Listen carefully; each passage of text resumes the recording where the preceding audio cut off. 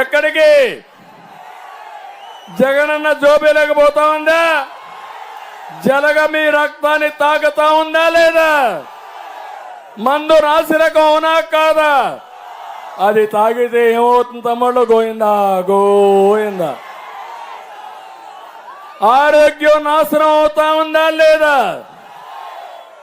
మీ జోబులన్నీ గుళ్ళైనాయా లేదా? ఏమమ్మా మగవాళ్ళు మీ ఇంట్లో డబ్బులు ఇస్తున్నారా కూలి పని చేస్తే? ఒక క్వార్టర్ తాగుతారు, కైపు ఎక్కదు. రెండో క్వార్టర్ వేసుకుంటాడు, 2 క్వార్టర్లు వేసుకుని 400 రూపాయలు అవుట్.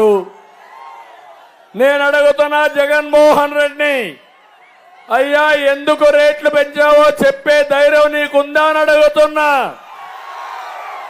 ఆయన చెప్తున్నాడు రేట్లు పెంచుకుంటూ పోతే మీరు తాగడం మానుకుంటా వస్తారంట, మద్యపాన నిషేధం అయిపోతుందంట. నమ్మతారా మీరు? ఏమమ్మా నమ్మతారా మీరు? ఎన్నికల ముందేం చెప్పాడు? మద్యపాన నిషేధం చేస్తానని చెప్పాడా లేదా? మద్యపాన నిషేధం చేసిన తర్వాతనే ఓటు అడుగుతానన్నా చెప్పాడా లేదా? చేశాడా? ఈరోజు ఓటు అడిగే హక్కుందా ఈ జగన్మోహన్ రెడ్డికి? మీరు ఓటేస్తారా అని మిమ్మల్ని అడుగుతున్నా. దుర్మార్గమైన పాలన. కడాన మద్యాన్ని తాకట్టు పెట్టి 25,000 కోట్ల రూపాయలు అప్పు తెచ్చిన దుర్మార్గుడు ఈ సైకో జగన్. నేను అందుకని ఈరోజు మీరు ఒక్క విషయం చూడండి, ఈ వింజమూరులో కూడా గంజాయి ఉందా లేదా తమ్ముళ్ళు? ఉందా లేదా?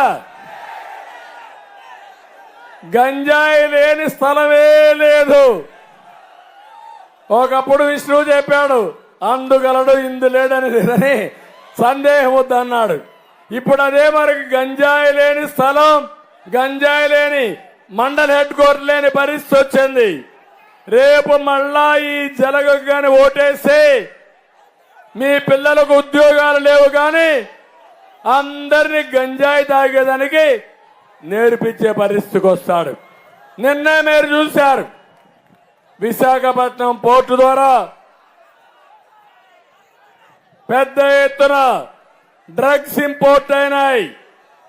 25,000 కేజీలంటే రాష్ట్రంలో ఉండే యువతను సర్వనాశనం చేయడానికి ఉపయోగపడే డ్రగ్స్ అన్ని వచ్చాయి. ఏంటి రాష్ట్రం? ఏంటి బాధ్యత?